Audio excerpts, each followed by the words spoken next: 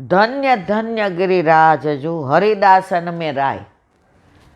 ગિરિરાજ બાવાની જેની શ્રદ્ધા છે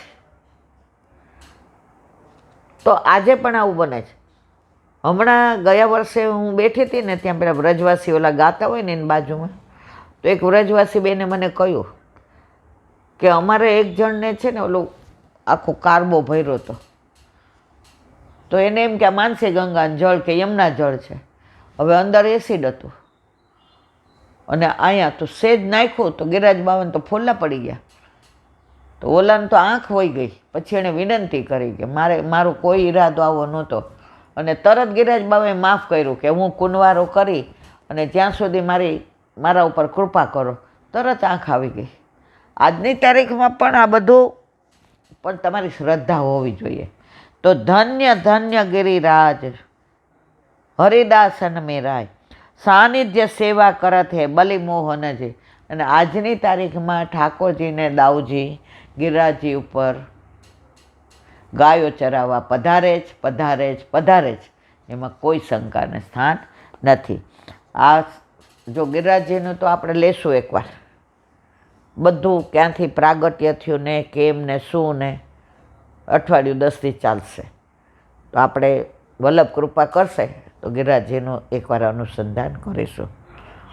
81મી સાખીના વિરામ આપીએ. બે કોટિ કરજ અગરટ તે મેટત સકલ જંજાલ, પ્રકટ ભયે કલિકાલ મેં દેવ દમન નંદલાલ શ્રી વલ્લભ, દેવ દમન નંદલાલ. હરિરાય મહાપ્રભુજી કી જય. Wang મુક્તાવલી બદલાવ્યો video.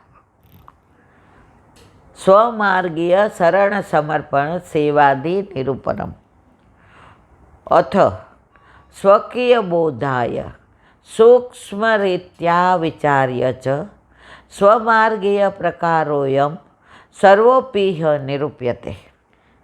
ગુજરાતી. હવે જેનો અંગીકાર પુષ્ટિ માર્ગમાં થયેલો છે તેવા નિજજનોને, જેણે બ્રહ્મ સંબંધ લીધું છે, જેનો અંગીકાર વલ્લભે કર્યો છે, એને નિજજન કહેવાય. તમે જો વલ્લભે આ માર્ગ નિજજન માટે પ્રગટ કર્યો છે. પેલું કીર્તન આવે છે ને, માર્ગ રીત દિખાઈ પ્રગટવે માર્ગ દે, નિજજન બોલાય, નિજ મંડળી,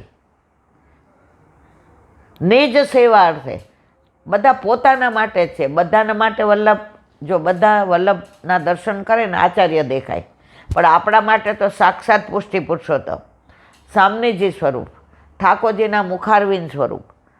તો જેનો અંગીકાર પુષ્ટિ માર્ગમાં થયેલો છે તેવા નિજજનોને બોધ આપવા, ઉપદેશ આપવા માટે સૂક્ષ્મ રીતે વિચાર કરીને સ્વમાર્ગનો સર્વ પ્રકાર સ્પષ્ટ કરવામાં આવે છે. હવે બધું સમજાવશે. કોણ? હરિરાયજી. પણ કોની કૃપાથી? વલ્લભના ચરણારવિંદની રજની કૃપાથી. જો વલ્લભની કૃપા નથી કહેતા, ખાલી વલ્લભના ચરણારવિંદની રજની કૃપા થઈ જાય ને તોય આપણો બેરો પાર થઈ જાય. યાદ કરો દ્રઢઈના વલ્લભ નખ ચંદ્ર બિના. વલ્લભના નખ છે ને એ ચંદ્ર સમાન છે. આનું વિવરણ કોકવાર મને તેમ થાય આ બધું ક્યારે કેવું, એમ થાય 24 કલાક કીધે જ રાખવું. એટલે આ બધું તો ખરેખર એક એક નખનો જે એક એક ભાવ છે ચંદ્રનો, કે આ ચંદ્રની કળા ને ચંદ્રનો પ્રકાશ, ચંદ્રનું તેજ, એ વલ્લભના નખનો જે ભાવ બતાવ્યો છે સુરદાસજીએ, એ માહે પડ્યા મહાસુખ માણે દેખનહારા દાજે. બોલો હરિરાય મહાપ્રભુજી કી.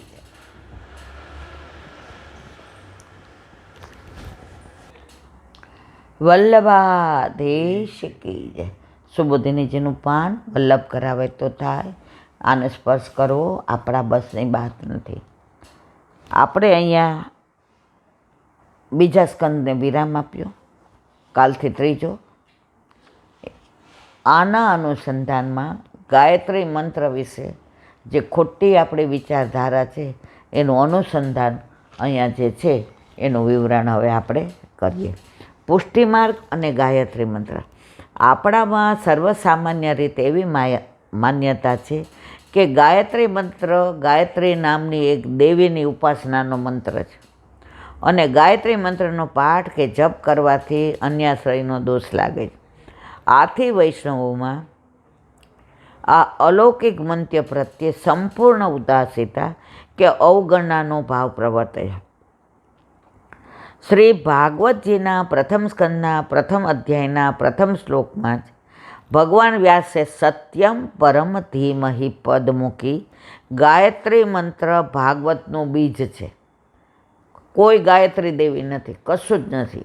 ગાયત્રી મંત્ર ભાગવતનું બીજ છે એમ પ્રતિપાદન કર્યું.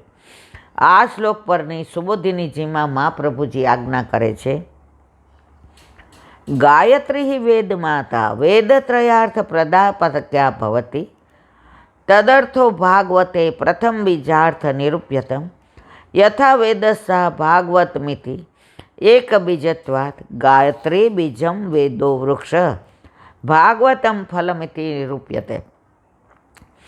મંગલાચરણના શ્લોકમાં સત્યમ પરમ ધીમહિ પદ છે. એ જ શ્રીમદ ભાગવતજીના મંગલ ઉપસંહારમાં 12મા સ્કંદના 13મા અધ્યાયમાં 19મા શ્લોકમાં સત્યમ પરમ ધીમહિ છે. આમ શ્રીમદ ભાગવત તો સત્યમ પરમ ધીમહિ અલૌકિક સંપુટ બની ગયું. સત્ય અને પર એવા પૂર્ણ પુરુષોત્તમ ભગવાન શ્રી કૃષ્ણનું અમે ધ્યાન ધરીએ છીએ. આદિથી અંત શ્રુતિ શ્રીમદ ભગવત સત્યમ પરમ પૂર્ણ પુરુષોત્તમા કૃષ્ણને જ ગાય છે. આ આખી વાત કૃષ્ણના અનુસંધાનમાં જ આ બધી જે ગેરરીતિઓ સમજે છે, આમાં ભાગવતમાં બધું પ્રતિપાદન કરેલું જ છે. બધા વેદોમાં પણ પૂર્ણ પુરુષોત્તમ ભગવાન શ્રી કૃષ્ણનું જ આટલા વેદ છે, ઉપનિષદ છે, બધામાં જો અહીંયા કહે છે પ્રતિપાદન કોનું કર્યું છે? પૂર્ણ પુરુષોત્તમ શ્રી ભગવાનનું જ, કૃષ્ણનું જ. શ્રીમદ ભાગવતજીમાં શ્રુતિ ગીતામાં પ્રતિપાદન કર્યું છે.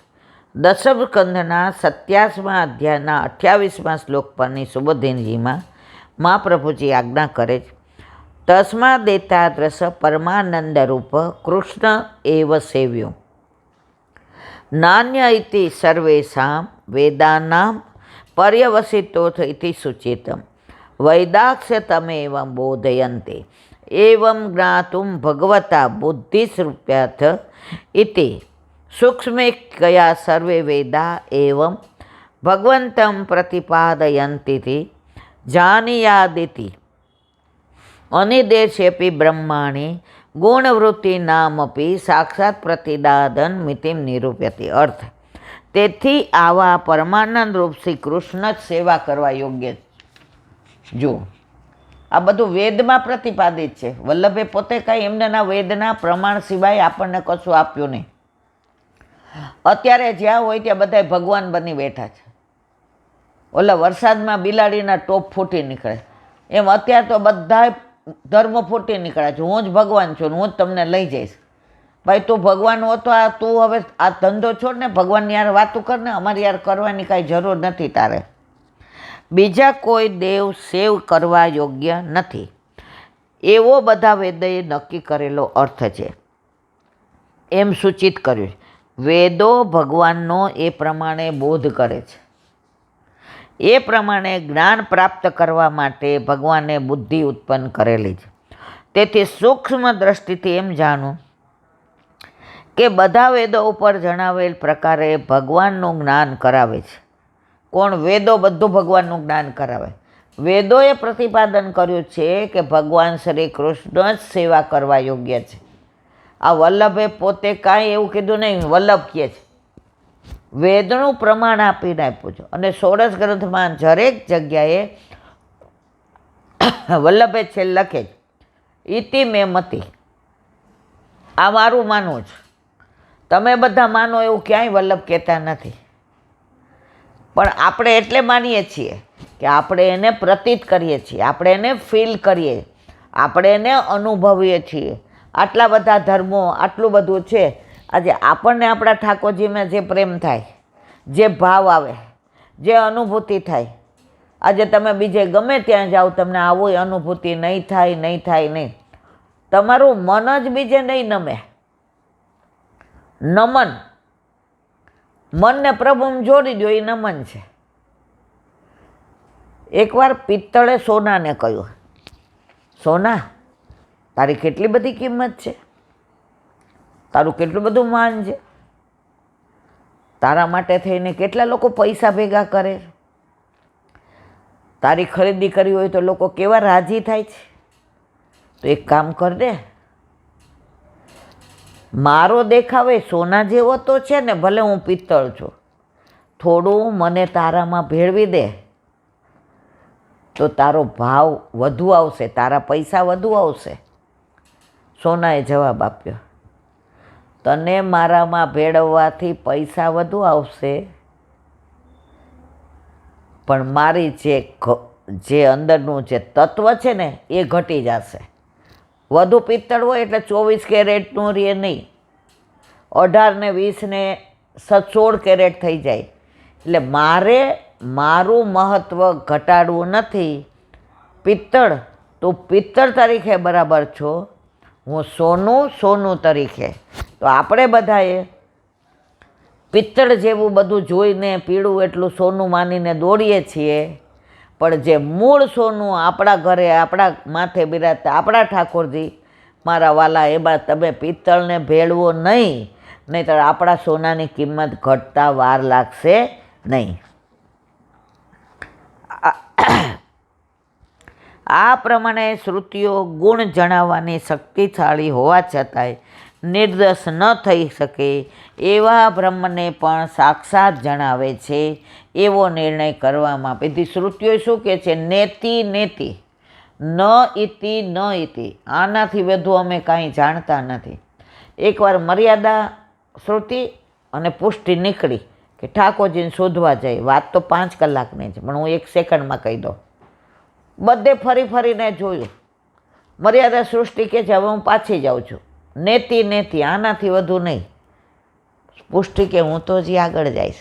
અને વ્રજમાં ઠાકોરજીને ગોપીઓના બેડલા ચડાવતા જોયો તો કે આ બ્રહ્મ છે. તો જે શ્રુતિઓ નેતિ નેતિને કરીને ગઈ એ બધી મર્યાદા માર્ગી, અને જે બ્રહ્મને જોયો એ પુષ્ટિ માર્ગે, એ બ્રહ્મ આપણા ઘરે મારા વાલા બિરાજે છે. બોલો વલ્લભા શ્રીમદ ભાગવત. અને મારા ગુરુદેવને દંડવત પ્રણામ કરું છું. चंद्र सरोवर पे सूरदास जी के द्वार पे मेरा दंडवत प्रणाम. सुरभि कुंड पे परमानंद दास जी के द्वार पे मेरा दंडवत प्रणाम. जमुनावता पे संकर्षण कुंड पे कुंभन दास जी के द्वार पे मेरा दंडवत प्रणाम. बिल्चु कुंड पे कृष्णदास जी के द्वार पे मेरा दंडवत प्रणाम. कदम खंडी पे गोविंद स्वामी के द्वार पे मेरा दंडवत प्रणाम. अप्सरा कुंड पे चित्त स्वामी के द्वार पे मेरा दंडवत प्रणाम. मानसी गंगा पे नंददास जी के द्वार पे मेरा दंडवत प्रणाम. रुद्र कुंड पे छत्रपुत दास जी के द्वार पे मेरा दंडवत प्रणाम. व्रज विलास व्रजनी गोपिकाओने मारा दंडवत प्रणाम. हे वल्लभ, સવારથી અત્યાર સુધી સેવા, સ્મરણ, સત્સંગ જે પણ તે કરાવ્યું તે તારા ચરણારવિંદમાં સમર્પણ કરું છું. ભૂલ અપરાધ થઈ હોય તો ક્ષમા કરજો. બોલો વલ્લભાધીશ કી જય. દ્રઢ ચરણ ખેરો ભરોસો, દ્રઢ ચરણ કેરો. શ્રી વલ્લભનક ચંદ્ર છટાબીન, સબ જુગ માય અંધેરો ભરોસો, દ્રઢ ચરણ કેરો.